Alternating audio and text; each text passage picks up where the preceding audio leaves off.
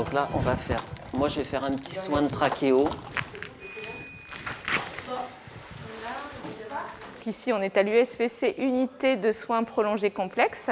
Ici, nous recevons des patients âgés de 18 ans à plus, qui sont en général des patients lourds, qui sont souvent tétraplégiques, des patients qui étaient trop lourds pour rentrer à domicile.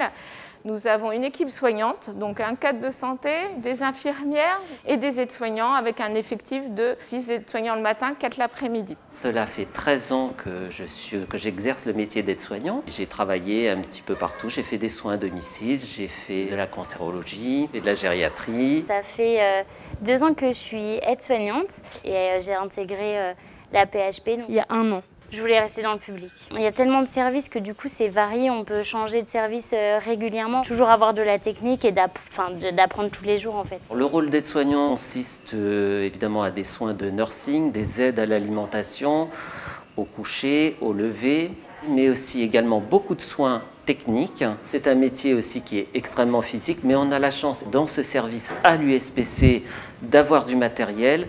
On est quand même assez à l'écoute. On essaie de les soutenir quand ils traversent des périodes difficiles, mais aussi quand il y a des bons moments. Donc on essaie d'être le plus proche possible des patients. On est tout le temps en binôme avec l'infirmière. Elles nous en apprennent tous les jours, on leur en apprend aussi tous les jours. Ce binôme infirmier, aide-soignant qu'on ne trouve pas partout et qu'on a la chance de pouvoir appliquer ici, qui est très important parce que c'est l'aide-soignant qui va connaître totalement le patient. L'aide-soignant, lui, ça lui permet également de voir aussi la prise en charge globale, que ce soit au niveau aide-soignant ou infirmier. Donc en fait, on se complète. Les aides-soignants, c'est aussi l'hygiène. La mise en norme d'un service se fait en passant également par eux. Ils nettoient, ils préparent l'environnement, ils font en sorte que les patients soient bien.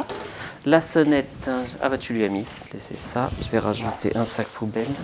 C'est un métier que tu fais par passion, tu ne le fais pas par dépit.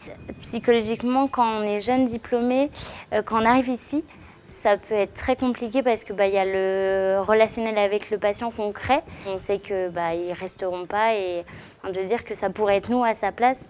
Donc psychologiquement, ça peut être compliqué. On peut compter sur les personnes qui ont plus d'expérience. S'il y a un moment où on ne sent pas de faire quelque chose ou que psychologiquement c'est trop compliqué, nos collègues sont là pour nous dire là je vais prendre le relais. Et ça, on ne le trouve pas partout. J'ai été aide-soignante pendant 10 ans. Grâce à la formation professionnelle, j'ai pu accéder au concours pour rentrer à l'école d'infirmière. C'est un des points forts en fait, de l'assistance publique, c'est de nous permettre d'évoluer dans notre métier. On voit beaucoup de reportages sur les soignants, mais on ne pointe jamais ce nom d'aide-soignant.